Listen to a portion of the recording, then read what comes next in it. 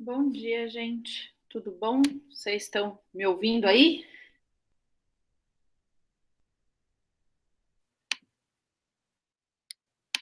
Sim? Sim, ali está funcionando. Então tá bom. Bom, como vocês viram, o professor Guilherme não vai poder participar, ou pelo menos não no início, né, aqui da nossa reunião de hoje. Então vamos começar mesmo sem a presença dele. Antes de começar, nem vou me alongar muito, já passo aqui a palavra para as meninas do Eixo YouTubers.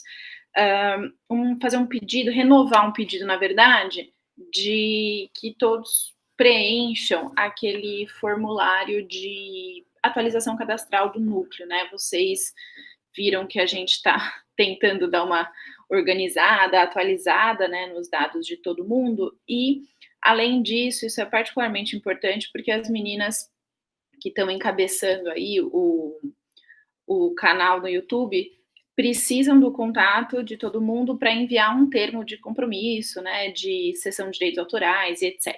Então, por favor, quem ainda não preencheu, preencha. Daqui a pouquinho eu vou colocar o link do formulário aqui no bate-papo para vocês preencherem. E acho que é isso. Palavra de vocês, meninas. Se eu tiver esquecido de alguma coisa, por favor, complementem. Não, Olivia, acho que era isso mesmo. Era só pedir para o pessoal mandar os e-mails, para a gente, inclusive, quanto mais rápido o pessoal encaminhar o e-mail, a gente mandar o termo, mais rápido a gente consegue subir as reuniões, né, lá no nosso canal. Então, era isso. Muito obrigada mesmo. Eu tinha conversado aqui, hoje a Dani vai fazer a apresentação da parte dela, né? Eu só trouxe alguns pequenos esclarecimentos sobre as dúvidas que, enfim, que restaram aí da nossa última exposição, mas coisa bem rapidinho, e a gente já continua, então, aí com a exposição do novo material, tá? Eu vou compartilhar minha tela aqui agora.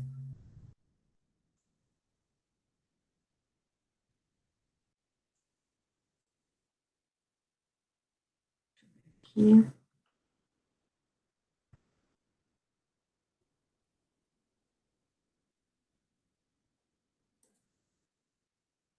Conseguem ver aqui minha tela, minha segunda tela?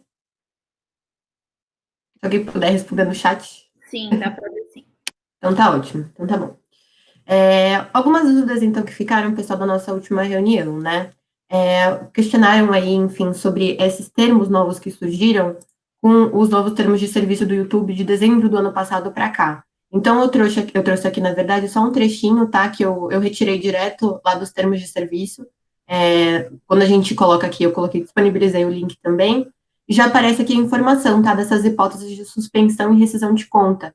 Foram algumas questões que foram levantadas, né? Sobre essa terminologia de rescisão e suspensão do YouTube por justa causa, de fato ela existe, eu trouxe aqui, né, o trechinho, e as rescisões pelo YouTube para alterações de serviços, que o YouTube diz que pode encerrar o acesso ou o acesso da conta do Google a todo serviço ou parte dele se acreditarmos ao nosso critério exclusivo, que a prestação do serviço para você não é mais comercialmente viável. Então, só para, enfim, demonstrar aqui o que a gente trouxe lá no slide. Aí também surgiram algumas dúvidas com relação ao PL. Eu não sei se as pessoas que estavam com a dúvida já estão aqui na reunião, mas qualquer coisa depois a gente disponibiliza os slides e o pessoal vai ter acesso. Uma das perguntas que fizeram foi com relação se havia algum tipo de diferenciação entre a contratação dos YouTubers, na verdade é como se fosse um regime de uma relação de emprego mesmo, e como se eles fossem autônomos com quais você faz esses contratos.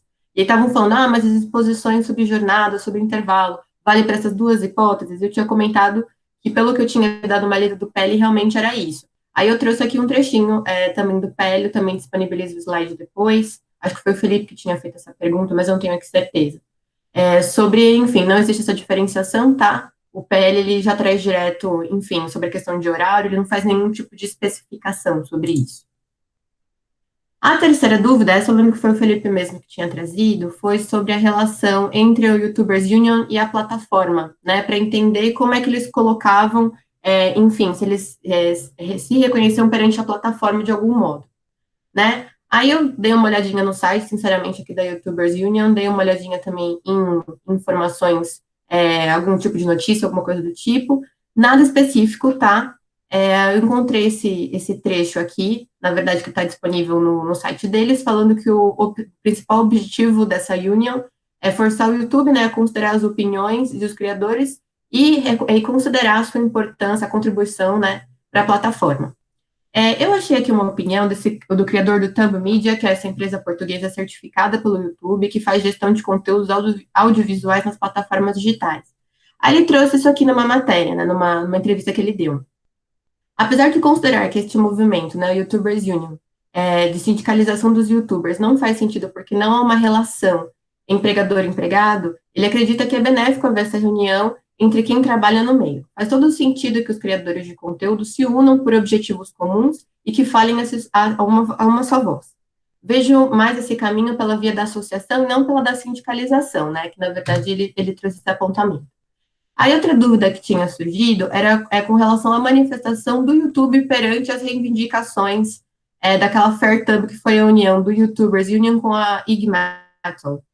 Então, o seguinte, né, na manifestação que eles encaminharam, houve o seguinte, né, se o Google não respondesse ao pedido de negociação até o dia 23 de agosto, avançaria com um pedido à União Europeia para intervir na discussão. Aí a resposta do Google vem em 26 de julho, e o sindicato considerou essa declaração vaga. O que o Google falou? Estamos profundamente interessados no sucesso dos criadores, mas os criadores de conteúdo para o YouTube não são empregados da plataforma por meios legais, tá? Então, só alguns esclarecimentos que eu queria trazer aí, baseado nas dúvidas, mas se tiver qualquer coisa, a gente pode comentar, enfim, ao final aí, depois da apresentação da Daniela, tá bom? Acho que era isso, gente. Vou tirar aqui minha apresentação.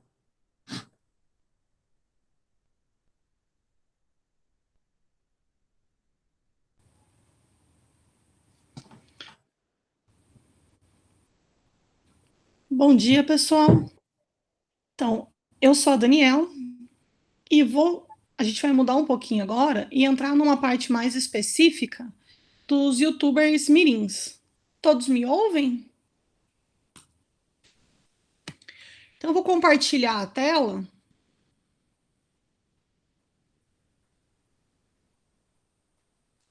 Só um minutinho.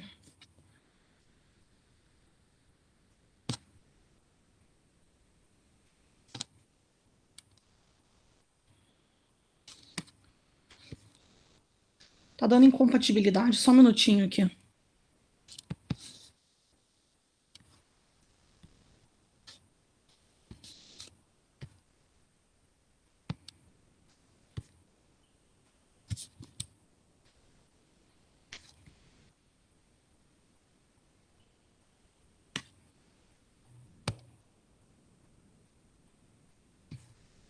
Pois é, ele aparece e cai. Daniela, não sei se é o seu caso, você está abrindo pelo Chrome ou pelo Safari? Safari. Não vai dar certo. Pelo menos comigo eu só consigo compartilhar depois que eu baixei o Chrome. Então eu vou sair e já entro de novo pelo Chrome, tá? Tá, beleza. Você já me autoriza daí, Olivia? Autorizo. Só um minutinho.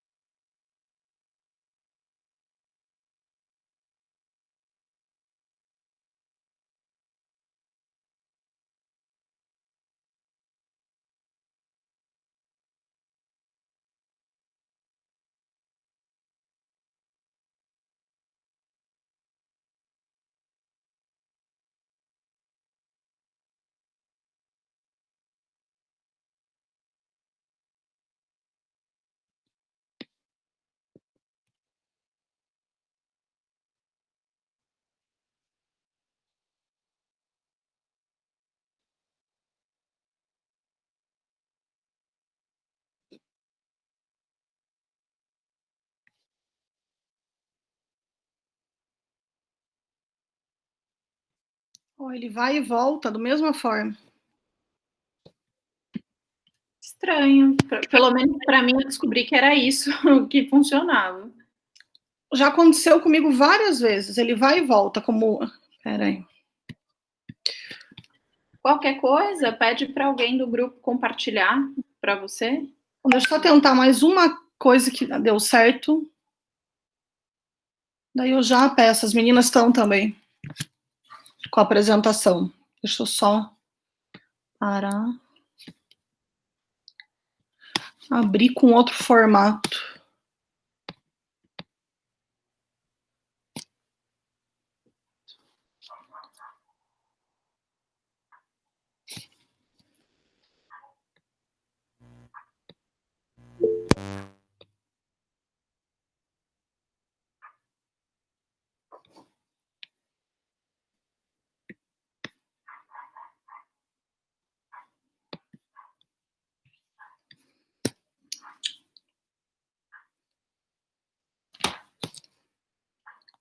Enxergam?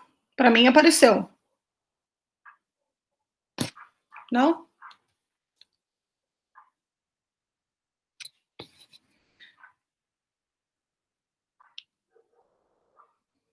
Tá.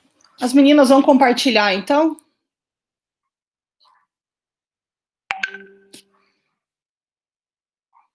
Aí a gente já...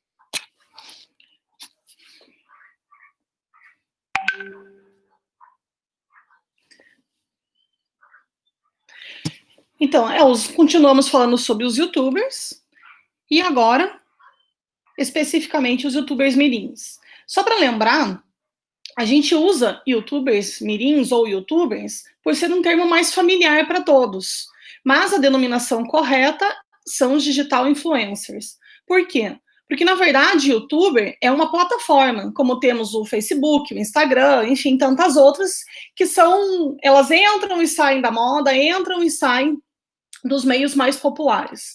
Via de regra, um digital influencer, ele predomina em uma determinada plataforma, no nosso caso aqui, os youtubers, mas ele está presente em todas as plataformas ou num grande número delas.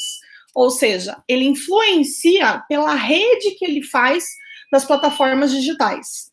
Então, esse termo influenciador digital, no caso Mirim, ele é utilizado num sentido mais amplo, sendo que o youtuber mesmo, ele é um sentido mais específico, tá?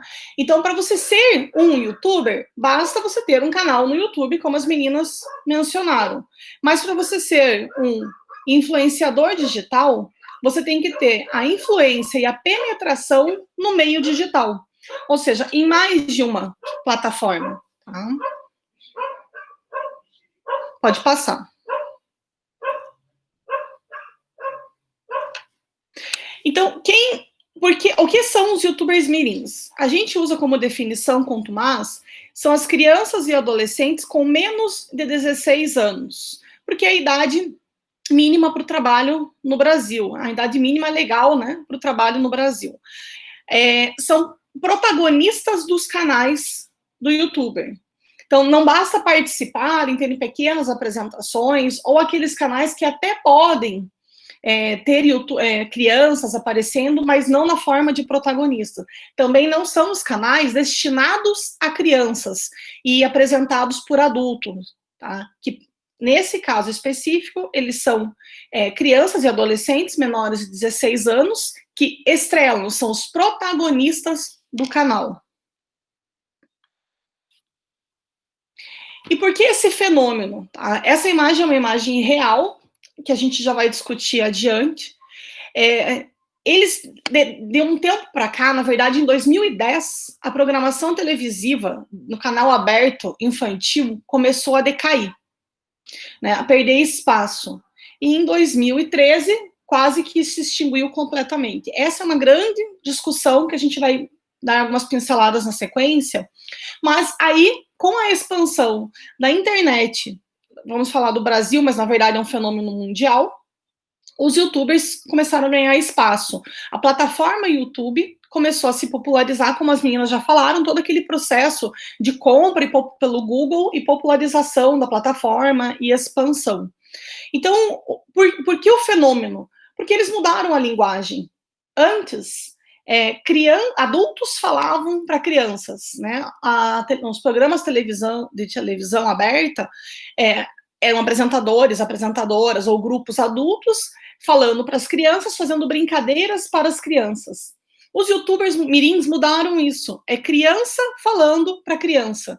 É criança brincando aparentemente de forma livre e natural para outras crianças verem.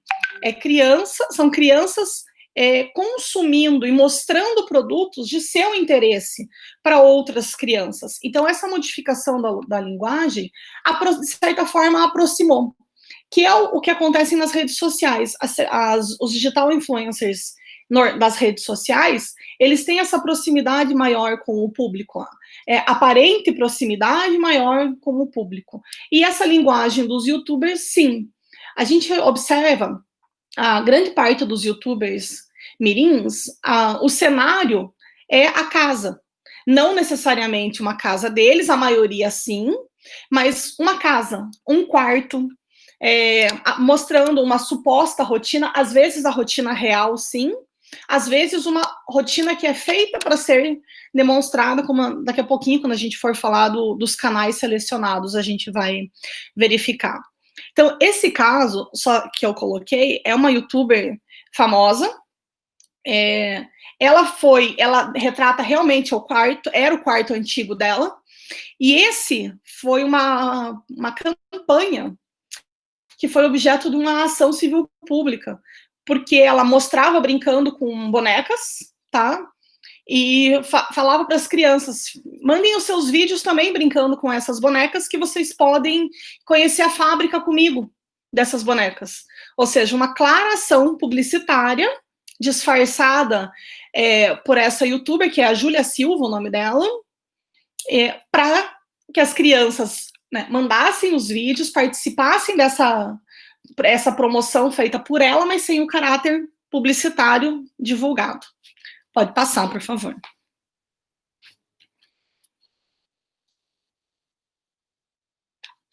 Bom, eu fiz, para essa nossa apresentação, selecionei 10 canais dos youtubers mirins mais bem ranqueados no Brasil, tá? Pelo site, né, a plataforma Social Blade, ele ranqueia no mundo, né, os youtubers mais bem classificados, e eu selecionei, na verdade, eu tinha feito, mas como ele muda diariamente, mas você pode acessar nos últimos 6 meses, 30 dias, enfim, eu acessei no mês de maio, tá?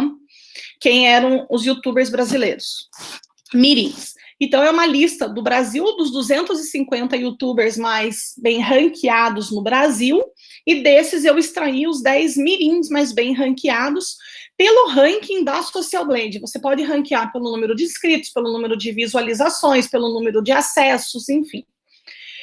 Eu pedi o ranking da Social Blade mesmo, que eu já vou explicando para vocês. Ele é uma média, pode ver, ó, Maria Clara e JP. Ele está como primeiro do ranking Social Blade e 11º no Brasil.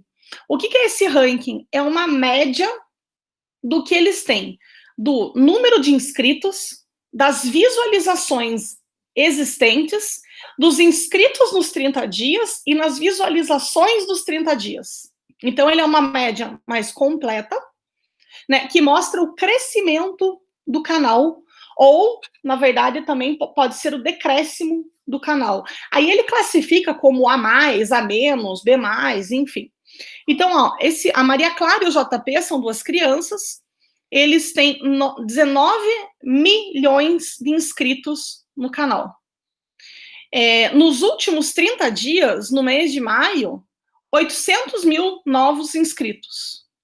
Gente, a gente está falando de quase uma cidade grande se inscrevendo no canal deles recentemente. 8 bilhões de visualizações dos vídeos, sendo 600 milhões nos últimos 30 dias. E a monetização é estimada pela própria plataforma Social Blade, que é aquele critério que as meninas já abordaram, que o YouTube não divulga exatamente, né? Agora eles estão começando a dar mais transparência, porque o próprio YouTuber pode se ranquear em 5 critérios que eles têm para definir a monetização, mas varia de 0,25 centavos de dólar a 4 dólares a cada 1.000 visualizações. Então, por isso, essa monetização estimada no período de 30 dias de 154 mil dólares a 2 milhões e meio de dólares que eles receberam com esses vídeos, ou seja, 154 mil dólares nos últimos 30 dias, com essa quantidade de visualizações, se considerar 0,25 centavos de dólar. Se o canal deles tiver, pelo logaritmo do YouTube, esse que não é divulgado, no índice máximo de 4 dólares a cada 1.000 visualizações, isso vai para 2 milhões e meio. O próprio canal é flutuante. Eles não, os próprios YouTubers, eles não sabem antecipadamente em que faixa eles estão. Então, assim, é o cálculo do volume de visualizações naquele período e quanto atinge, ou seja, o crescimento do canal que leva a essa margem, mais perto do 0,25 centavos ou mais perto do 4 dólares. Então, por exemplo, essa Maria Clara e JP, como eles são o 11º do Brasil e no Social Blade eles estão como a mais, ou seja, é um canal em crescimento, possivelmente eles estão mais perto dos 4 dólares do que do 0,25, ou seja, mais perto dos 2 milhões e meio de visualizações. Dos 2 milhões e meio de dólares, né, no período de 30 dias. Aí, como as meninas colocaram, essa monetização, eu vou falar mais para frente, mas é a forma oficial de remuneração do YouTube. E essa é uma discussão que vem sendo travada sobre a pertinência ou não de manter a monetização dos canais infantis, né, porque existem polêmicas envolvendo isso, né. Bom, no segundo é a Valentina Pontes. Na verdade, o canal se chamava Erlânia e Valentina. Erlânia é a mãe dela. E Valentina. Foi, por questão mercadológica, mudado somente para manter o nome da menina. Está em 29º no Social Blade, de 250 no Brasil. Mas no ranking no Brasil, ele é o 10º. Pode ver, ele está na frente do canal anterior no ranking do Brasil.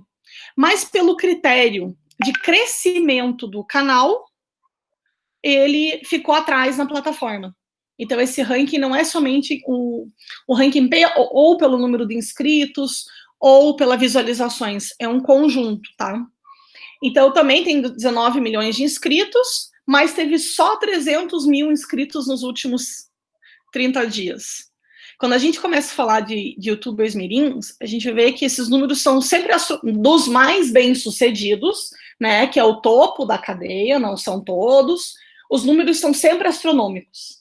A indústria envolvida, seja da produção de conteúdo, da venda de conteúdo, é sempre com números gigantes. Por quê?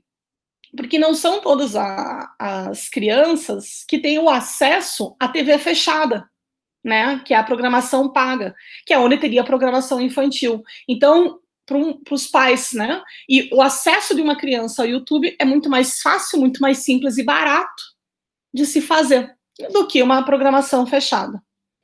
Então, eles têm 5 bilhões de visualizações, 118 milhões nos últimos 30 dias. Pode ver que o valor da monetização já é bem inferior ao anterior, ó. É de 29 mil dólares a 472 mil dólares. São valores extremamente altos, mas comparado com o número de visualizações do canal anterior, ela é inferior. Essa Mileninha é um canal musical. Na minha pesquisa do doutorado, que eu fiz um levantamento muito similar a essa menina nem aparecia no ranking. E eu peguei esse período do ano passado, eu peguei de janeiro a junho do ano passado. Então, essa menininha, embora já tivesse o canal, ele não era expressivo. ela ficou em 30 no Social Blade e 118 no Brasil. Então, dentre os youtubers brasileiros, ela está na posição 118. Realmente, no Brasil, ela não é bastante conhecida. Mas como são canais musicais, eles têm essa facilidade que, normalmente, as crianças repetem mais vezes o clipe das músicas do que um vídeo de historinha ou novelinha. Então, a gente verifica isso. Canais com clipes musicais são mais visualizados por repetição do que os outros tipos de clipe, que daqui a pouquinho eu já falo para vocês. Um interessante que eu queria colocar é esse Planeta das Gêmeas, tá? Se vocês olharem no final, a monetização tá 0. E na visualização tá negativa. Então, vamos lá. É um canal super conhecido, Planeta das Gêmeas, tá? Ele já figurou entre os primeiros do Brasil, hoje ele está em 30º, mas é o fenômeno mesmo, né? Quando surgem canais novos em ascensão, os mais antigos tendem a decair, mas isso se recupera. O Social Blade, ele traz para a gente essas curvas, ele traz gráficos, se você quiser acompanhar a ascensão e decadência ou estabilização de canais. Mas tem 13 milhões de inscritos. Nos últimos 30 dias, 200 mil. 200 mil inscritos nos últimos 30 dias para canais consolidados de youtubers mirins não é um número alto. Tá? A média, mais ou menos, é de 300 a 500. 800 mil como tal, Maria Clara e JP, é um número fora da curva também. Então, fora da média, muito acima. Esse número entre 300 e 500 é uma média considerada normal para esses super canais, tá? Então, teve 3 bilhões de visualizações. Esse número era muito superior. Mas, olha, tem negativo número de 159 mil vídeos. Eles apagaram vídeos nesse período. Muito mais vídeos foram apagados, foram retirados do canal. Então, esse número desse Planeta das Gêmeas, ele era em torno também dos 5 bilhões de visualizações. Então, eles vieram apagando os vídeos para restrição de conteúdo. O Lucas Neto fez isso também em algum período. Vários canais vêm fazendo para triagem. Então, eles publicam os vídeos, têm as visualizações, monetizam, e em um dado período eles fazem uma limpa. Então, isso acarreta o decréscimo dos números, o canal, por um período, como esse caso, cai. Então, por isso, essas visualizações negativas. Não existe como visualização negativa, mas é porque foi apagado. É um indício claro de que foram apagados. No meu levantamento da tese do ano passado, em vários canais que eu levantei os vídeos, assisti, quando eu voltei para fazer alguma observação, não estavam mais tão bem. Então, é livre ao autor do canal postar e apagar o vídeo, né? Ele gerencia a sua conta da forma que quiser. Então, a monetização, pelo fato de ter essa visualização negativa, é 0, né? O youtuber não perde dinheiro com isso, mas deixa de ganhar. Mas também tem a questão do padrão, né? Como as meninas já falaram, do padrão do YouTube, né? Que canal diamante, ouro, prata, e que são as facilidades que esses youtubers têm e os privilégios dentro do YouTube. Esse canal possivelmente não perdeu com esse decréscimo, porque possivelmente foi momentâneo, né? Devem estar passando por alguma reestruturação. Então, esse outro canal, Brincando com o Rafael, ele, até o início do ano passado, era um canal com 100 mil inscritos apenas. Era um canal quase incipiente, numa casa até simples. Aí, de repente, ele pulou para 4, 5 milhões de inscritos e veio crescendo. A gente não pode afirmar, mas alguns indícios levam a crer que pode ter ocorrido alguma ação, seja publicitária, seja para impulsionar as inscrições, ou alguns tipos de vídeo que o canal começa a publicar, ou com parcerias, né? e que isso impulsione as inscrições e as visualizações do canal. Porque ele tem, olha, ele não é um canal com tantas visualizações, ele tem 8 milhões de inscritos e 1 bilhão de visualizações. Ou seja, as pessoas não voltam a assistir tanto para 8 milhões o mesmo conteúdo publicado.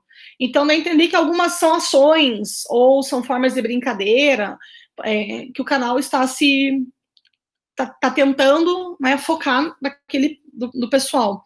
E 220 milhões de visualizações nos últimos 30 dias. A monetização entre 55 mil a 883 mil. Então, nesse canal, ele fica normalmente no meio do caminho. Ele vem em ascensão desde o ano passado. Tá? Ele está em 91 no Brasil. Ele era 100 e pouquinho no Brasil antes. Pode passar, por favor? Crescendo com a Luluca, ele era um canal antes só da Luluca. Mas como ela foi crescendo, para adaptar, recentemente eles modificaram o nome do canal e o tipo de vídeos também postados. Tá? Antes era mais só da rotina, era mais novelinhas, enfim, agora tem focos com a rotina e desafios com a Luluca. Então é um canal de 7 milhões de inscritos e mais 250 milhões de visualizações nos últimos 30 dias. É uma média grande. 1 bilhão de visualizações no período. O que leva a crer que também, porque tem 751 uploads, vejam. É muito vídeo para pouca visualização. Se você pensar que em 30 dias teve 250 milhões. Então a gente leva a crer que também houveram grandes vídeos apagados. Ou porque o conteúdo não reflete mais a identidade da youtuber, ou por conta de ações publicitárias, ou patrocínios e parcerias temporais que acabaram. Tá? Enfim. Então, a monetização entre 24 mil a 392 mil dólares. O Clube da Laura, também 856 vídeos, é musical também, esse canal, 9 milhões de inscritos, 110 nos últimos 30 dias, 2 bilhões de visualizações. E 65 milhões nos últimos 30 dias. É um canal que vem crescendo. Ele está em 60 no Social Blade e 71 no Brasil. Esse equilíbrio mostra que o canal vem crescendo numa curva suave, que não houveram grandes ações para impulsionar. Quando ele está muito atrás no ranking Brasil, por exemplo, que é a popularidade na casa, e muito à frente no Social Blade, que é essa média, que a gente identifica que houveram grandes ações para impulsionar o número de inscrições e de visualizações do canal. Esses 3 últimos, Irmãos Oliveiras, veja, ele está em 79 no Social Blade, 229 no Brasil. Bianquinha, 96 no Social Blade, 490 no Brasil. E Sara de Araújo, 99 no Social Blade, 220 no Brasil. Na minha pesquisa, na mesma época do ano passado, eles também não apareciam. Entre os 250 no ranking Social Blade, tá? Eles não estavam entre os 250, então eles entraram recentemente. A Sara de Araújo, se não me engano, também é um canal musical, e os outros têm realmente poucos vídeos postados, 200 vídeos postados não é muito. Veja, a Bianquinha tem apenas, para esse volume, né, 2 milhões de inscritos. Então, ela é um canal novo, mas que veio com muitas visualizações nos últimos 50 milhões de visualizações nos últimos 30 dias. Então, é por isso que ela apareceu nesse ranking. Então, é um canal que está, de alguma forma, em ascensão e numa curva rápida de ascensão. Diferente dessa Sara de Araújo, que tem muitos vídeos, para o mesmo tanto, ó, de visualizações. Ela tem 475 vídeos para os mesmos 52 milhões de visualizações, ou seja, o dobro de vídeo para a mesma visualização. Então, essa dá a entender que, ó, e o dobro de inscritos também. Então, essa dá a entender que é um movimento naturalmente conquistado. Né? Ela tem o público dela que vai aumentando e vai assistindo ela, consumindo mesmo o que ela produz. Eu coloquei esses 10 para vocês, youtubers mirins, recentes, no mês de maio, né? Que a gente vê que as crianças estão em casa, na pandemia, agora, em confinamento. Esses números, eles se mantêm dessa forma. Os 10 se alternam no decorrer dos meses, enfim. Mas os números dos 10 são esses números monstruosos, né? Se a gente pensar que são crianças. E aí vem toda a polêmica em torno dos youtubers mirins. Né? São crianças produzindo conteúdo para crianças, e até então, sem controle, né? Sem uma fiscalização direta e sem restrições, porque o YouTube, como as meninas colocaram, ele controla após o conteúdo divulgado. A maioria desses canais, aliás, a maioria mesmo desses, são geridos por empresas que são contratadas para fazer a divulgação, enfim, a organização dos canais. Existem casos que, sim, ficam ainda com a família. Né? As famílias aparecem para dar esse ar familiar que é tão característico aos youtubers mirins, tá?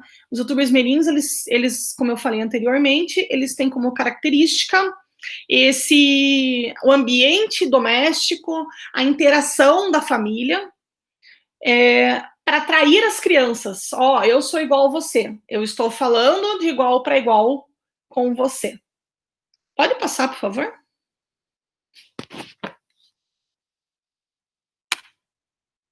E aí vem a questão dos tipos de vídeo. Cada canal, quando é inscrito, o autor, né, o dono do canal, coloca a forma do canal, se é entretenimento, se é um canal musical, se é um canal para pessoas.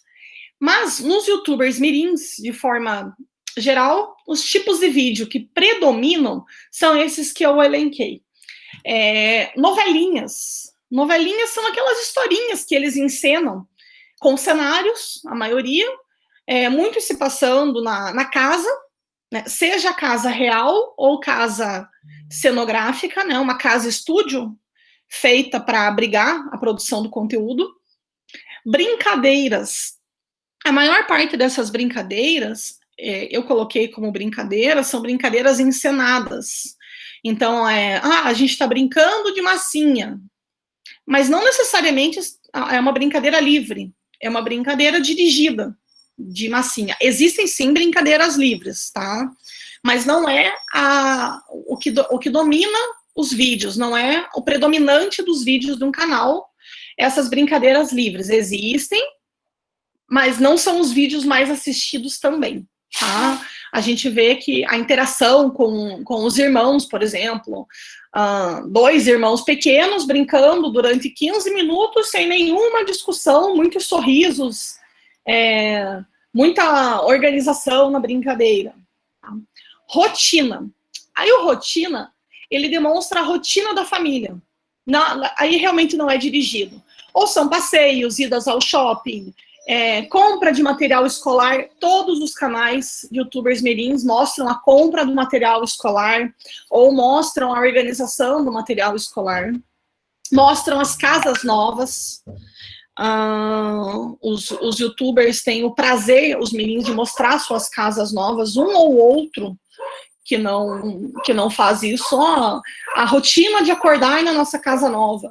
Teve um canal que misturou a novelinha com rotina na casa nova, e assim, acordavam super maquiadas, 2 crianças, penteadas, arrumadas, e iam dar comida para os peixes no lago. Aí a mãe falava: nossa, que lindo, vocês acordaram já e vão dar comida para os peixes, tratar os cachorros, para depois vocês se preocuparem com vocês. Então, assim, aí a gente coloca mais como novelinhas, não rotina. Mas existem, sim, os passeios, até a questão daí, que a gente vai colocar no final, da superexposição, da hiperconexão da criança. Os desafios, que rendeu uma polêmica recentemente, né, de uma youtuber com a própria mãe. Então, desafio, fazer preparações estranhas, misturar ingredientes para fazer bebidas, para fazer comidas, fazer slime, pintar desenhos com 2, 3 cores, enfim. Aí são muito populares, quase todos os canais fazem, tá? Esses desafios do youtuber, ou com a mãe, ou com um irmão, ou com um convidado, seja de pintar, de preparar, ou da brincadeira da moda, de paper squish, enfim. Como fazer são vídeos mais educativos. Como fazer brinquedos com material reciclável, como fazer algum material escolar, como fazer um móvel para boneca, propagandas patrocinadas. Então, existem com indicação clara que se trata de patrocínio, é uma exceção, tá? A maioria das propagandas que existem nos vídeos estão inseridas na forma de um pote do produto ou uma embalagem deixada supostamente ao acaso, ou algumas caixas de brinquedo no canto da sala, mas esses não. Então, uma viagem da família para o lugar X, dizendo a convite da prefeitura do lugar X, o passeio ao parque aquático, ao parque de diversões Y, dizendo que foi convidado pelo parque Y, um convite para ir ao cinema assistir um filme X, mas são realmente a exceção. Vídeos educativos, estão ensinando a inglês, contar cores, operações matemáticas, com muita música, ensinando desenhos, enfim. Demonstrações, que são os unboxing, que é a caixa surpresa, os recebidos, né, sem nenhuma indicação de que se trata. Olha, chegou, vamos abrir a caixa da boneca tal, mostrando detalhadamente como funciona, o que contém a caixa, o folheto da boneca, ou do brinquedo, ou do carrinho, ou joguinho, eu vou jogar com o meu irmão o jogo de tabuleiro tal, mostrando detalhadamente o jogo, as regras, enfim, demonstração clara do brinquedo, ou da boneca, ou de um acessório, ou de uma linha de maquiagem, ou de linhas de produtos da própria youtuber, né, com muitos detalhes. E é engraçado que essas demonstrações são os que as crianças mais reproduzem. Aleatoriamente, conversando, como é o tema da minha tese, você acaba conversando com todo mundo, esses não são dados oficiais, né, não tem nenhuma metodologia envolvida na pesquisa, é só curiosidade mesmo, conversando com outras mães e outras pessoas que assistem, né, youtuber, enfim, as crianças reproduzem esse comportamento quando ganham um brinquedo, vão abrir um presente, elas fingem que estão sendo filmadas, às vezes pedem para ser filmado, para fazer uma demonstração reproduzindo o comportamento do youtuber que elas viram abrindo o mesmo brinquedo, ou um presente. E clipes musicais, né, sejam músicas próprias, ou dublagens, ou paródias, enfim, aí depende do tipo. Então, são esses os principais vídeos produzidos pelos youtubers mirins, né, e que tem mais visualizações. Existem outros, mas os que têm mais visualizações e alavancam a produção de conteúdo são esses que eu elenquei. Pode passar, por favor. Bom, como ganhar dinheiro no YouTube? Você produz o conteúdo, semelhante do que acontece com o adulto. Os youtubers sabem da característica do canal. Quando eu fui falando ali, esse canal alavanca com demonstrações de brinquedo, ou esse canal alavanca com os vídeos musicais. Então, eles sabem o perfil dos inscritos no canal. Cada canal sabe os vídeos com mais visualizações. E a forma oficial é a monetização, né, que vai de 0,25 a $4 por 1.000, né, o CPM, que é o custo por 1.000 visualizações. O YouTube ainda não divulga claramente, né, como se insere, como ele insere o canal naquele período nesse valor. Aí, mas é uma opção do YouTuber ativar ou não a monetização no seu canal. Para você ativar, você tem que inscrever o canal no Google AdSense e cumprir os requisitos dessa inscrição. Esse é o modo oficial. E essa forma, para os youtubers mirins, devido à nova política que as meninas comentaram agora, ele está sendo questionado por conta de uma ação que ocorreu em setembro do ano passado, que o Google perdeu nos Estados Unidos, e teve que modificar os termos, e, em tese, em janeiro desse ano, e a monetização, ou seja, toda a forma de inscrição no Google AdSense para canais de crianças seria cortada. Isso não ocorreu. Ou seja, mostra que o Google, a monetização continua e que o Google está procurando formas de se adaptar a isso. Bom, essa é uma forma oficial. Existem as propagandas, né, anúncios publicitários patrocinados no início do vídeo e no meio e no final. Está no próximo slide, por favor. Pode passar. Tá aqui. Então, recapitulando, são as parcerias do YouTube. É a vinculação de dinheiro, por dinheiro, né? Pelos anúncios, pelo conteúdo assistido. Aí vieram as formas novas, que são os clubes de canais, estante de produtos, de mercadorias da marca do canal que você anuncia. Os youtubers mirins estão dominando esse segmento, fazendo muitos... compra a camiseta do canal, o boneco do canal, o brinquedo do canal, os superchats, os stickers, os fãs pagam para ter dinheiro, para ter direito a usar uma figurinha, mas o YouTube Kids desativou a parte de comentários dos vídeos dos youtubers, tá? Então, isso não pode ser usado, já em janeiro, realmente você não consegue mais comentar entrando pelo YouTube Kids, tá? E a receita de YouTuber Premium para quem se inscreve. Então, são as formas oficiais. E temos a publicidade não oficial, que daí é dentro do canal, né? Que são as receitas de parceria e publicidade dentro do canal. Aí é entre o YouTuber e uma marca, ou uma ação publicitária, e que daí a gente... É um outro tema, né? Que acho que a Sandra vai dar uma pincelada na apresentação dela na sequência. O próximo, por favor. Bom, a publicidade infantil, ela segue algumas restrições. Eu só vou pincelar esse tema para a gente pensar e, eventualmente, repercutir sobre isso, né? A resolução número 163 do CONAN.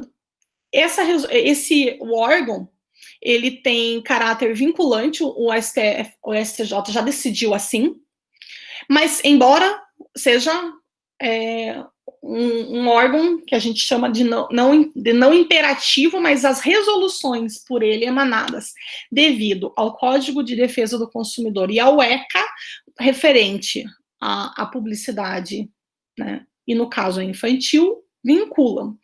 Então, ele estabeleceu, essa resolução estabelece a forma de restrição da publicidade infantil. Só deve ser notado que publicidade infantil não é publicidade utilizando crianças, e sim uma publicidade destinada a crianças.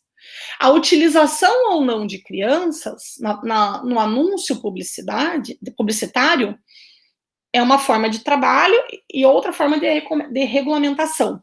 Agora, você dirigir o anúncio publicitário para uma criança com a linguagem que essa criança entenda, com a linguagem que atenda a essa criança, que é o problema.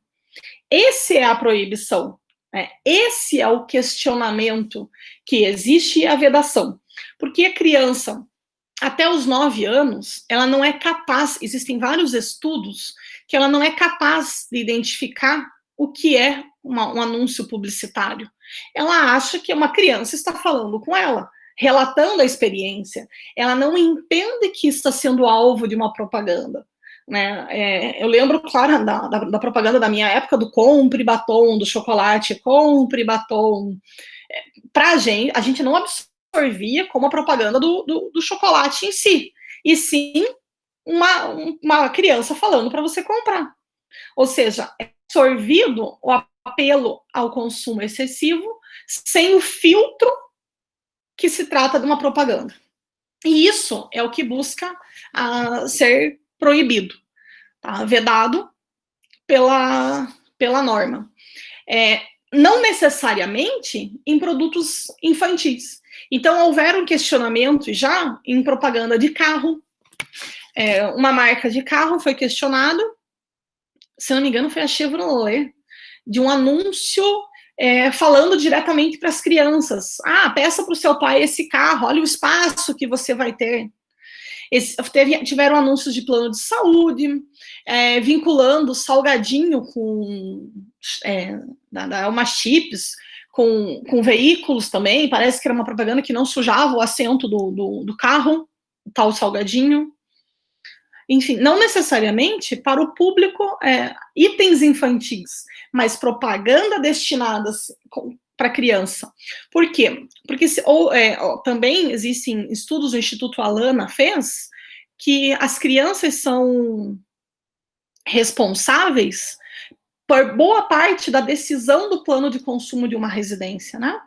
Então, você convencendo a criança a ficar insistindo para os pais comprarem é uma forma de aumentar a venda do determinado produto.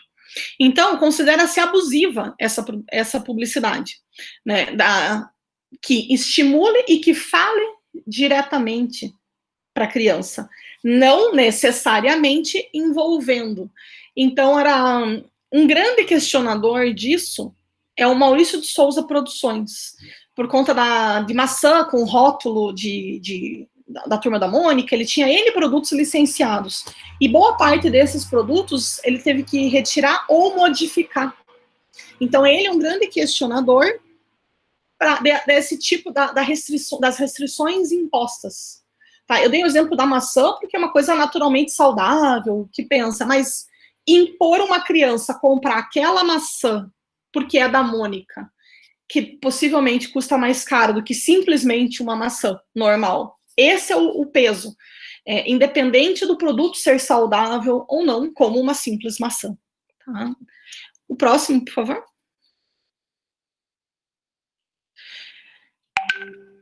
Então, a questão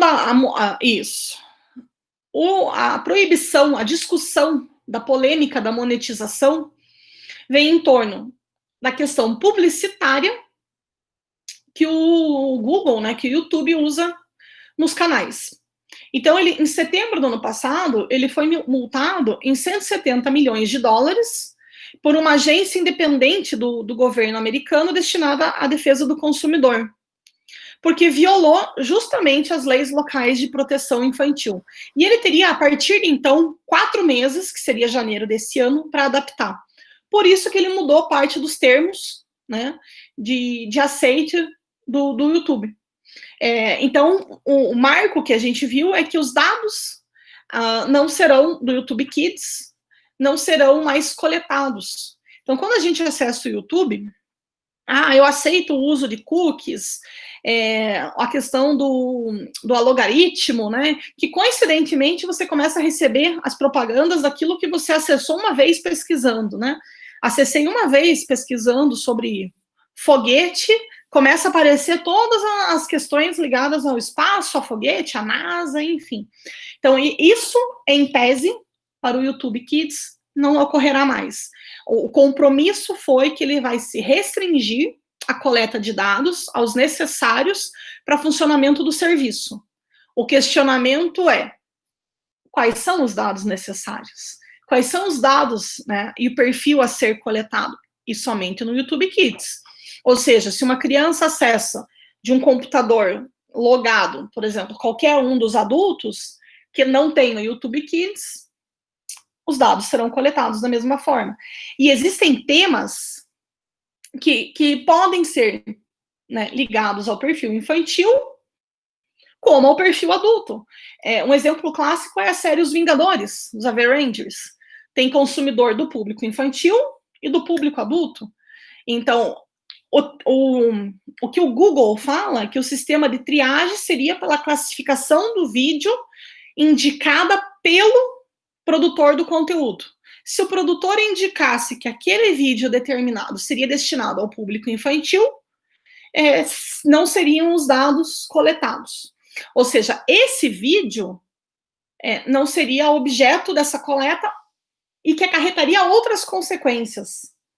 Por exemplo, estar fora do Google AdSense, fora da monetização.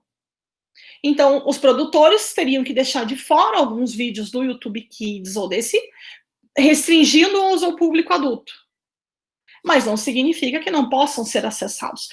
O YouTube Kids, como eu falei, a princípio já realizou essa restrição. Ainda está monetizando. Tá? Não está claro a forma com que ele vai operar essa restrição e muito menos claro quais os dados e a forma de utilização. Eles alegam que somente vão usar os dados para manter o sistema operante. O próximo, então. E que nessa nova forma não são exibidas propagandas. Aqueles anúncios de 30 segundos no início, no meio ou no final. Né? E comentários e notificações já estão indisponíveis realmente quando você entra pelo YouTube Kids. O Google AdSense sumiria. Sumindo o Google AdSense não tem monetização, porque para você ativar a monetização, você tem que fazer parte do programa do Google AdSense. Esse ainda não foi, não está efetivado. Essa incerteza ainda, ele já foi multado, essa multa pouco representa, em termos 170 milhões, em termos financeiros, né, para o YouTube e para o Google nesse momento, mas também permanece o problema do que seria um vídeo infantil, do que seria, de como restringir e classificar esse conteúdo, não bastando a indicação do produtor, porque existem vídeos destinados, né, um desenho animado, por exemplo, vamos citar os desenhos animados da Disney, eles são produzidos para o público infantil, mas eles são consumidos muito pelo público adulto também. Então não haveria como limitar, porque não existe a forma de ser exibido unicamente sem a restrição, por exemplo, no YouTube Kids, aliás, com restrições no YouTube Kids e sem restrições no YouTube normal. O vídeo está postado, né? Ele foi colocado no YouTube, então ele será exibido. Se tiver indicação que é para criança, também no YouTube Kids. Se não houver, no YouTube Kids não, somente no YouTube normal. Então essa ainda está nesse lastro de incerteza. Começou, mudou, mas ainda sem grandes mudanças significativas nesse momento. O próximo, por favor. Bom, aí a gente discute o porquê disso. Para finalizar aqui esse pedaço da apresentação, podendo ou não a gente continuar. Porque a criança, ela é, por definição, vulnerável. E a vulnerabilidade é um estado a priori, né? Ele é um estado em que toda a criança e adolescente se encontra. E a partir disso, ela é considerada. Então, quando a gente fala do youtuber, que é o produtor do conteúdo, ele é um vulnerável também. Até agora, sem amparo legal para sua atividade, né? Solto. E sujeito a muitos ataques. Por exemplo, a gente pode colocar os haters, que são as pessoas que só entram para criticar o conteúdo daquele influenciador digital. Então, a gente vê nos youtubers, nos influenciadores digitais, por exemplo, adulto, isso é mais exposto. Então, isso retirando os comentários do YouTube Mirim, né, dos youtubers menores, já reduz um pouco. Mas lembrando que a gente está falando de influenciadores digitais, e não somente de youtuber. Eles continuam sujeitos nas outras plataformas. No YouTube restringiu, mas eles ainda são protagonistas do mundo digital. Eles estão hiperconectados, né? Eles vivem para isso. A gente não pode afirmar, eles se acostumaram com essa infância deles, a infância hiperconectada. Eles são super expostos, diferente do que acontecia antigamente, de cantores e atores, em que existia superexposição em shows, por exemplo, e não dizendo que a agenda de shows é menos cansativa de forma alguma, ou de gravações de atores de forma alguma, só dizendo que naquele momento, naquela profissão, os youtubers ainda não têm, como não têm definido exatamente a forma da profissão e a falsa sensação de proximidade, mas que os fãs, os inscritos buscam, eles estão expostos a todo tempo. Os fãs, os inscritos no canal, entendem que aquela é a vida daquela pessoa, porque eu estou falando de criança para criança. Uma criança não vai conseguir separar a vida real do seu ídolo, né, a pessoa física real, do influenciador digital. Então, eles são super expostos. Tanto o produtor de conteúdo quanto as crianças que assistem expostas à questão do consumo excessivo, pela pouca idade, uns por produzirem, né, e ofertarem aquele conteúdo sem qualquer restrição, e as crianças, como eu falei, até 9 anos, por não saberem diferenciar o que é uma propaganda do que é um amigo teu falando que comprou determinado brinquedo, determinado produto, determinado alimento, e que quer também. Né? E existem fatores e danos que são os biopsicossociais da criança, inerente à criança que trabalha. Né? E aí a Sandra consegue fazer esse link de forma muito mais aprofundada do que eu, na sequência. Então, essa vulnerabilidade, na verdade, é o que enseja a preocupação com as restrições que os youtubers, que o fenômeno dos youtubers mirins, como eu mostrei para vocês, é um mercado promissor financeiramente, é um mercado grande, de amplo alcance. O custo para acessar a esse mercado é praticamente hoje zero, né? As crianças, de forma geral, 89%, segundo a pesquisa TICS Brasil, têm acesso à internet, as crianças até 12 anos. Ninguém disse de acesso regular e com qualidade, e sim acesso, limitando-se a palavra acesso. Então, é fácil ao conhecer o youtuber. Enquanto aqui um apresentador de televisão fechada, destinado ao mesmo público, demanda a assinatura de um canal de televisão fechada, demanda a televisão disponível hoje, que nas casas está reduzindo a quantidade de aparelho de televisores e aumentando de smartphones. Então, demanda essa equalização, que hoje um youtuber está mais acessível para esse tipo de público do que uma televisão. Bom, pessoal, nesse momento eu queria encerrar. Estou à disposição de vocês, né? Estamos à disposição para as dúvidas e as complementações que vocês desejarem. Muito obrigada.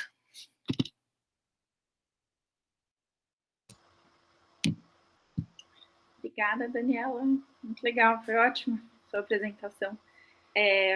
Bom, a palavra aí é de vocês, não sei se o grupo vai querer continuar, enfim, só tomando conta aqui do horário, são 11h40, acho que se tiverem perguntas, enfim, pode ser um bom momento para isso. E aí, talvez na semana que vem, né, na nossa próxima reunião, a gente continua com a apresentação, não sei como vocês estão organizadas.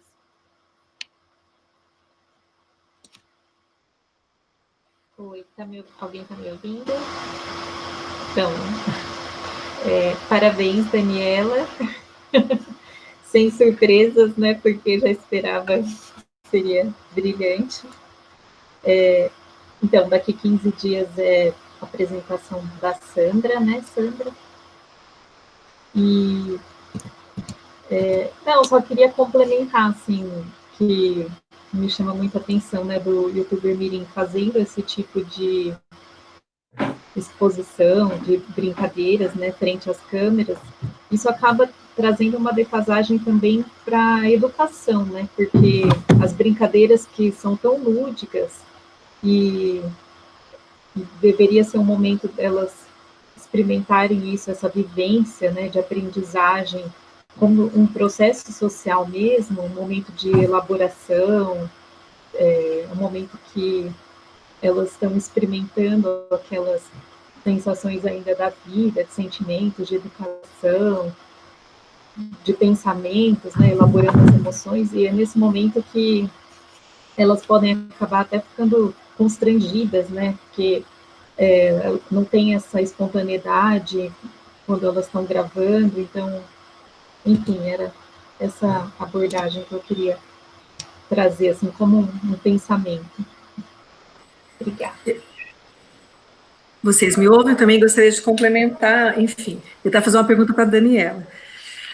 Bom, primeiro, bom dia para todo mundo, contar o seguinte, que quando, tanto na plataforma YouTube Kids, quanto na plataforma YouTuber normal, foi tirada aquela possibilidade de fazerem comentários, é porque o que estava acontecendo? Na Kids, eu acho que nunca foi possível, me corrija se estiver enganada, Daniela, acho que na YouTube Kids nunca foi possível fazer comentários. No canal YouTube normal, como tinha canais que realmente as crianças se expunham, haviam pedófilos, por exemplo, que colocavam nos comentários quantos minutos que aparecia a calcinha da menina, porque ela fazia um movimento sensual, parecia o seio da adolescente começando a surgir. Então, imagina, eles estavam usando a plataforma para se comunicar entre si, os pedófilos, e indicar momentos interessantes lá para ele. Além dos haters, que realmente faziam comentários críticos tal, e que muitas vezes era uma loucura para os pais, os responsáveis bloquearem, né, blindarem aquela criança de receber aquele retorno negativo.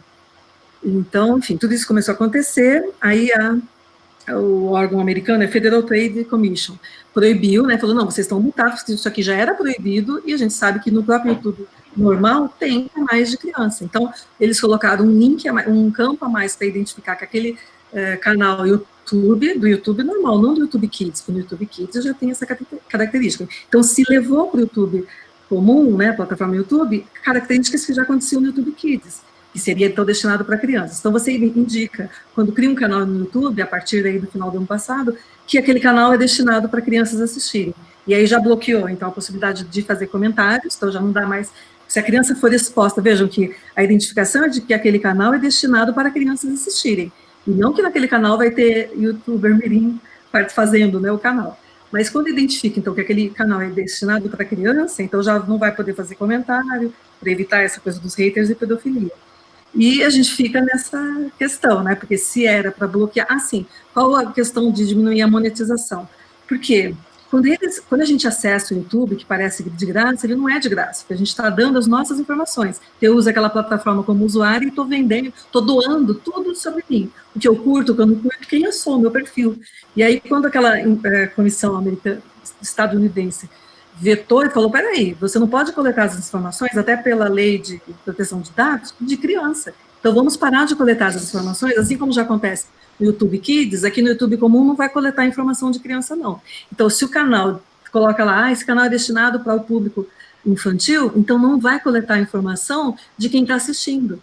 Isso tem impacto financeiro, porque daí no AdSense, eles vendem para as empresas por perfis. Então, eu quero fazer um anúncio de roupa, então eu quero saber qual é o perfil que, né, curte coisa de roupa, de moda. Então, se eu não consigo caracterizar aqueles usuários, eu não vou conseguir, então, né, destinar para mais pessoas, por isso que vai cair a monetização. A gente esperava, eu também esperava, Daniela, que com essa proibição, né, de coletar essas informações, na verdade ia deixar de monetizar o canal que está destinado para criança, mas na verdade não, só parou de coletar informações, então na verdade agora diminui o alvo dessas empresas, então na verdade aquele canal ficou menos interessante para empresas, porque porque eu não consigo, então, saber quem está assistindo. Eu não vou poder coletar informações. Então, essas publicidades orientadas para perfis específicos não vão ter interesse, então, de anunciar naquele canal, porque eu não tenho esse feedback né, esses algoritmos não vão poder atuar ali.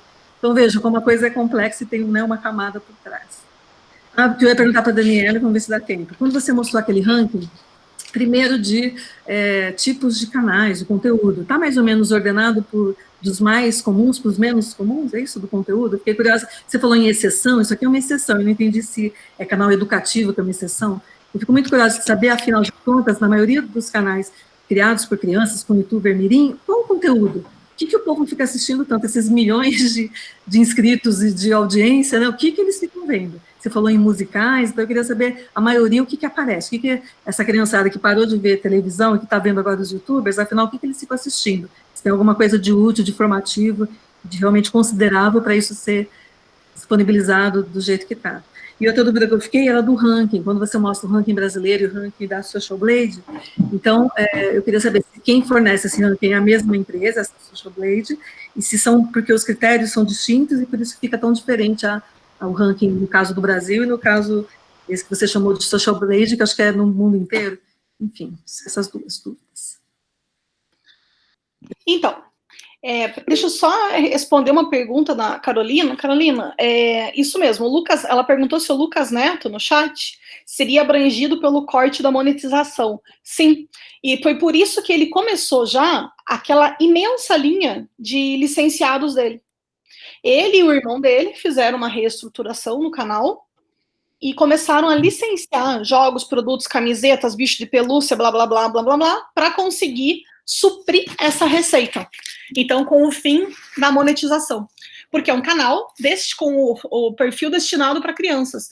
E o Lucas Neto, recentemente, e eu posso dizer porque eu tenho 2 espectadoras e super fãs dele, que, diga-se de passagem, eu considero insuportável, mas enfim, ele tá com filmes no Netflix, série no Netflix, né? Então ele lança filmes de curta, assim, de 15 minutos, especial Dia das Mães, especial Páscoa, especial... Então, já para suprir se cair a monetização. Então, ele, como tem uma imensa equipe, ele já fez isso, tá? Bom, Sandro, então assim, o ranking da Social Blade é uma plataforma considerada oficial para ranqueamento de redes sociais, tá? Então, ela divulga, você tem várias formas, quando você acessa essa plataforma, de ranquear. O ranking Social Blade, ele considera os youtubers no mundo, tá? Então, no mundo, eles estão naquele ranqueamento. Aí você pode selecionar por país também. O que eu usei foi o ranking Social Blade, mas considerando apenas os 250 melhores do Brasil. Aí o ranking Social Blade funciona como aquela média que eu mencionei entre inscritos nos últimos 30 dias, visualizações nos últimos 30 dias. Ou seja, o ranking Social Blade é um desempenho do canal em si.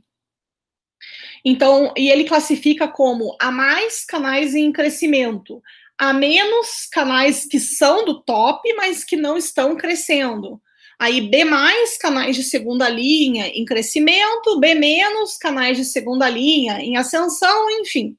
Mas, normalmente, nesses 250 não chega a B-, é só usar mesmo de crescimento, tá? E aí, o ranking Brasil, ele considera, na verdade, apenas aqui no país, pela média de visualizações, tá? Que é um critério da plataforma, tá? Inclusive, quem atribui essa média de monetização, enfim, é a própria plataforma. Mas ela que na minha tese, né, foi o que eu utilizei também, ela é considerada idônea para tais dados. E você consegue selecionar, se você quiser só pelo ranking por número de inscritos, você consegue também selecionar. Então, eu usei para essa apresentação são os 10 primeiros em ordem decrescente, ou seja, do primeiro do ranking para o último, pelo ranking Social Blade. Então, ali nos slides está, por exemplo, Maria Clara e JP. Ele é realmente o primeiro do ranking Brasil hoje. Então, inclusive dos adultos, tá? Porque não tem limitação, a gente não consegue o recorte entre mirins e adultos. Então, assim, eu não consigo recortar por canais de games ou de músicas. Esse ranking é de todos. Então, a Maria Clara JP, nesse mês, ela ficou na frente, por exemplo, do Lucas Neto, do Felipe Neto, de canais sertanejos, mesmo com as suas lives, para vocês terem uma noção do absurdo de visualizações que tem. Então, pega as lives lá com não sei quantos milhões de visualizações, aquelas lives, esse canal ficou na frente nesse mês, tá? Pela média de novos inscritos. Talvez as lives fossem só dos inscritos antigos, então só elevou o número de visualizações. Mas ali, essa Maria Clara e JP ganharam 800 mil inscritos novos no mês. E o que eles passam? O que aparece nesse canal da Maria Clara? Todos esses videozinhos, essas categorias que eu coloquei, esse canal tem, exceto musical, acho que eles têm muito pouco, tá? O que as crianças assistem? Muita novelinha. Eu tô brincando com... são os dois irmãos, né? Brincando que um é bebê do outro. Brincando de boneca, mostrando, obviamente, a marca da, por exemplo, Baby Alive, ou o carrinho Hot Wheels, falando a marca do carrinho, falando a marca da boneca, inclusive na descrição do vídeo. Então, quando eles colocam a descrição, já está chamando. Existem desafios também. Vou desenhar com meu irmão, fazer slime com 2 ingredientes, com 3 ingredientes, eles sorteiam os slimes. Existe um ali, que agora eu não vou lembrar de cabeça, que eles fazem, tipo, criança versus adolescente, rico versus pobre, vizinho bom versus vizinho mau, criança que gosta de estudar versus crianças que não gostam de estudar, novelinhas desse tipo. Isso tem muitas... A criança que está assistindo fica parada, você que tem a oportunidade de observar a criança assistindo esses canais, o que elas fazem? Elas brincam junto, imitando? Não, assistem mudas. É impressionante elas verem as crianças brincando e reproduzem o comportamento em casa. Depois, né? Reproduz depois o que viu. Isso, pegando produtos, por exemplo, um pote de Nutella, por exemplo, e mostrando igualzinho no vídeo fizeram, uma para outra, fingindo que estão sendo gravadas. A reprodução de atitude é impressionante. Ganham um presente, uma boneca, que viram abrindo, elas abrem igualzinho, pegando folheto, explicando do folheto, Kinder Ovo, colecione, olhe, temos que completar a coleção. A reprodução, a forma do conteúdo da propaganda velada é muito eficiente. Obrigada, muito interessante, né, gente? De nada. Mais alguma dúvida? Deixa eu só ler a da Carol aqui, que tem um...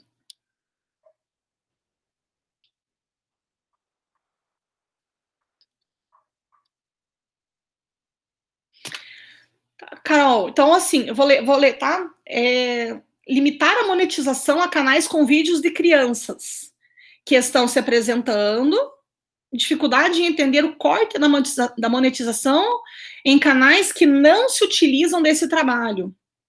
Mas que são canais destinados para a criança, pela questão da publicidade mesmo. Então, se você corta a monetização, vamos só, utilizar o exemplo que você falou acima, né? Do Lucas. Cortando a monetização, a relação dos patrocínios diminuiria, e em tese, a gente está falando tudo em tese, porque ainda é um pesquisado, né? Porque ele é relativamente novo, né? Então, você cortando a monetização pela parceria do Google, você desestimularia, né, o consumismo, exatamente. Né, porque o canal não receberia. Então, ele teria que produzir outro tipo de conteúdo de vídeo. Né, Sandra, concorda?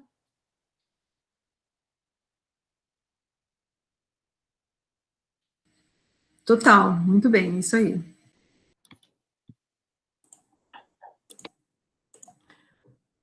Dani, eu acho que pelo final aqui da pergunta da Carol, ela estava perguntando aqui, dentre outras coisas, vocês enxergam alguma pressão por parte de agentes econômicos do entretenimento infantil para tentar sufocar a concorrência no YouTube? Deixa eu só vou complementar, então. Eu trabalhei no Instituto Alana por 2 anos, né? Eu era da equipe do Criança e Consumo, e a gente fazia acompanhamento de canais, de YouTubers, mirins, na plataforma. Então, por exemplo, eu cuidei de uma representação que a gente estava cuidando aí, se a gente pensar em outros agentes do entretenimento, né? O SBT, ele tinha feito um canal dentro do YouTube para fazer a divulgação de uma novela, e eles estavam tratando a Maísa para ser, tipo, a youtuber que se comunicava com adolescentes e com crianças, e eles basicamente fizeram vídeos de product placement, que eu tinha explicado aí no último vídeo, com relação à marca da Dolly, para realmente chegar nas crianças. Então, você vê uma comunicação, na verdade, entre os agentes de entretenimento, chegando no YouTube também. Eu, particularmente, assim, não sei a Daniela, não sei a Sandra, pelas coisas que eu acompanhei, eu vejo, na verdade, todo mundo convergindo para ter os seus próprios canais no YouTube, além de ter, faço na TV, enfim, qualquer outro lugar. Mas não sei se vocês concordam, enfim.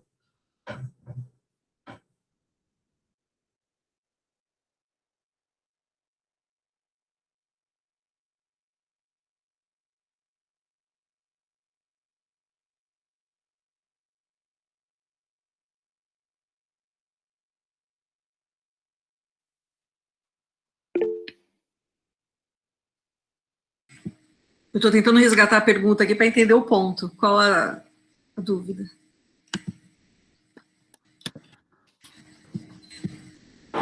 O finalzinho da pergunta da Carol, que ela estava falando dos outros agentes de entretenimento.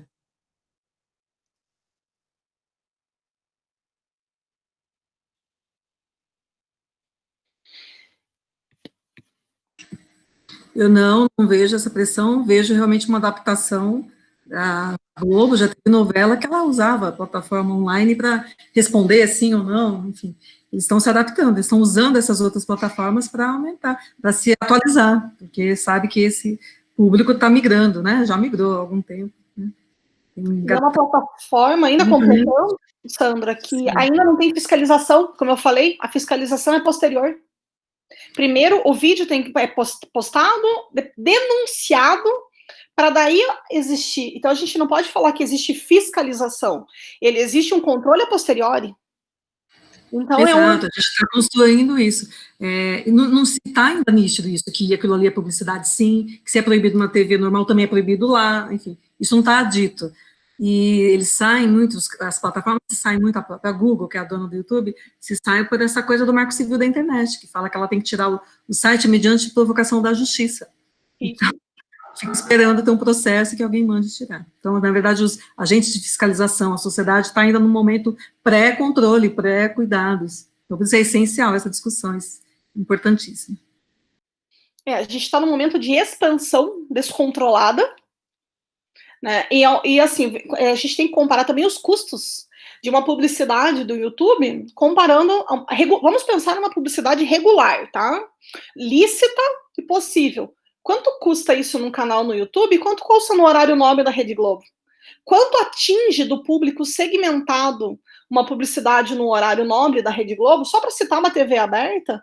E quanto menos custa no YouTube para aquele público exato? Ou seja, eu pagando naquele canal ou com os dados daquele público, quanto menos isso me custa. Então, por isso que eu também não vejo essa ideia de sufocar, não. Os anunciantes, na verdade, estão utilizando disso porque para eles é muito mais barato. Pensando agora só em publicidade regular, do que uma publicidade, porque a gente está falando, as do YouTube são 30 segundos, você pode pular com 5, mas em 5 eles já dizem muita coisa, né? Então, quanto isso custa numa televisão aberta? Tá? E se for, num canal segmentado de televisão fechada, quanto custa? Então, no YouTube é muito mais barato ainda, essa publicidade ainda que regular, né? Então, a gente tem que pensar isso também. Uma coisa que eu estou percebendo dos comentários e das falas, antes era só artista mirim, nos depoimentos eu fiz uma pesquisa com artistas mirins, eu vi algumas, e a mãe, e elas mesmo contavam, que mudou a forma delas agirem, as artistas mudavam a forma de agir, porque agora elas faziam publicidade, então elas na brincadeira com a Barbie, elas falavam, nossa, eu tenho um corpo ótimo para ir para Milão, para fazer passarela, então elas colocavam o conteúdo daquela vida de artista para a brincadeira dela. Agora vocês estão me contando que todas as crianças estão submetidas a essa artificialização do brincar, inspirado no que estão vendo no YouTube. Olha que perigo, porque se antes, né, há 10 anos, quando eu fiz esse estudo empírico investigando as artistas mirins, vi essa alteração na infância delas, agora está acontecendo na infância de todo mundo, né? Quem é que colocou aqui que tem 2 filhas e que elas mudaram o jeito de brincar, imitando o que está vendo com as outras crianças do YouTube. É realmente assustador, como muitos estão falando.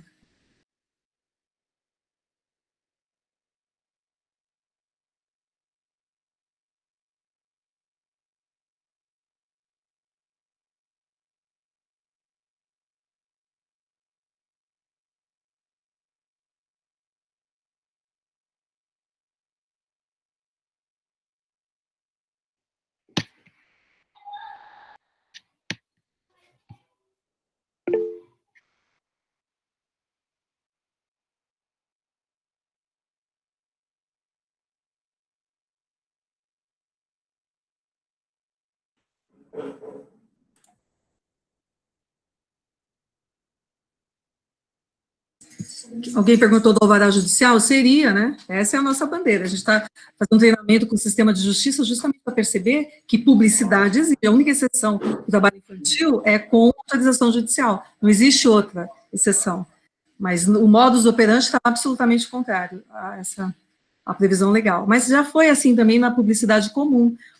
Muitas vezes usavam o artigo 149 do ECA, que falava da presença do maior, né, do responsável, e achavam que aquilo ali eliminaria a necessidade de um outro artigo, de uma Convenção Internacional 138, que exige a autorização da autoridade competente. No Brasil, está sendo aí o juiz da infância. Mas, enfim, falta, então, aplicar esse olhar, identificando que aquilo ali é trabalho, sim, e que, portanto, é preciso essa autorização. Mas é isso justamente que a gente vai abordar na próxima conversa. Felipe, a tua pergunta. Existem empresas especializadas que criam os roteiros do tipo de vídeo que mais vende, né? Que mais é assistido, que mais tem like. Existem canais que são geridos pelos pais, mas desses, eu estou falando, só para limitar, desses grandes canais, né? Vamos pensar assim, desses que a gente está, que é essa elite do youtuber mirim, porque existem os youtubers mirins amadores, realmente, ou com, vamos pensar, com poucos acessos. Mas não, esses grandes canais são empresas, são poucas empresas que fazem essa produção de conteúdo para ele ficar propositadamente com aparência de amador, mas de amador não tem nada, né? Existem é um estúdio de gravação, mas que é feito para deixar com a aparência amadora os vídeos, né? E o cenário também, enfim. E a empresa, inclusive, faz a forma de divulgação nas outras, o controle das plataformas digitais. Por isso que a gente usa, né, o digital influencer, porque raras as exceções, não são só youtubers, né? Tem o Instagram, tem o Facebook, agora o TikTok, enfim, tá? Só complementando, eu acho que a resposta da Sandra, também, Dani, se tiver alguma complementação nesse sentido, na época que eu estava fazendo o levantamento com youtubers, já mudou muito, tá? Isso foi em 2017. Como a Dani apontou na pesquisa dela, acho que muda muito todo mês. Lá em 2017, a única youtuber que eu vi que tinha um alvará específico para fazer publicidade da Mattel foi a Júlia Silva. Outras youtubers que a gente chegou também a acompanhar canal, a pedir explicação de empresa que mandava material para fazer o review, enfim, de produtos do unboxing, nenhum deles respondia demonstrando alvará, foi só a Júlia Silva mesmo. Júlia Silva tinha alvará para fazer o canal? No canal do Não, YouTube? só para fazer a publicidade da Mattel, das Monster High. Mas no próprio canal do YouTube dela? Para fazer isso, para fazer as publicidades da Monster High no YouTube. Então, ele foi assim, a relação foi com a Mattel, e ela tinha esse trabalho para fazer publicidade no YouTube com relação à Mattel. Foi da polêmica lá com a Alana, né? Eu acho que é essa youtuber que está no Canadá. Isso, essa mesmo. Isso. Né, lá é proibido fazer publicidade. Lá ela não poderia, enfim, isso que ela faz em português para as crianças do Brasil, lá é proibido. Então, tá polêmica. Mas o canal dela continua sendo brasileiro, entendeu? Essa também é uma burla. O canal é brasileiro, né? Ela está morando lá. Existe uma outra menina que também está morando nos Estados Unidos, que agora lançou uma linha de sapatos, parece. Que também mora no exterior.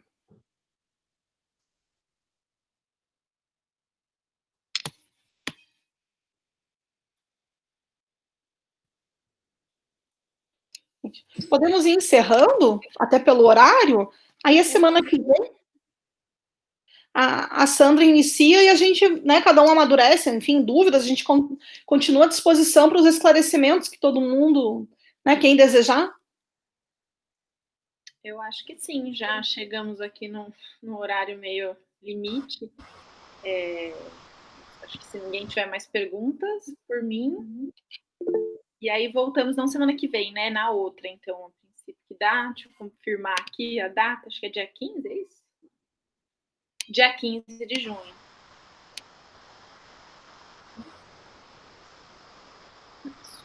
Ok, então. Tá bom, gente. Acho que é isso. Muito obrigada. E até daqui 2 semanas, então. Obrigada. Obrigada.